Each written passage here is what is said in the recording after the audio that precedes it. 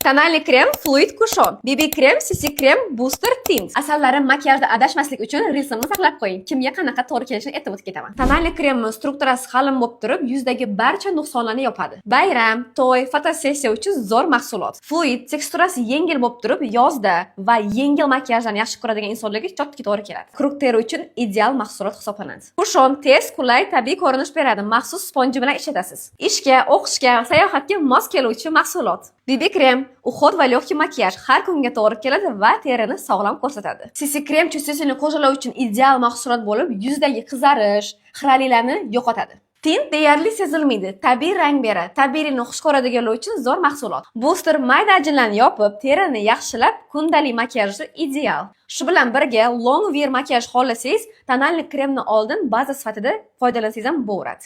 Men sizlarga hozir общий informatsiya berdim. Ishlatmoqchi bo'lgan mahsulotingiz yana qanaqa funksiyalari borligini bilmoqchi bo'lsangiz, обязательно instruksiyasi bilan tanishing. Quyidagi mahsulotlardan qaysi birisini sevib ishlatasiz, kommentariyada обязательно yozib keting.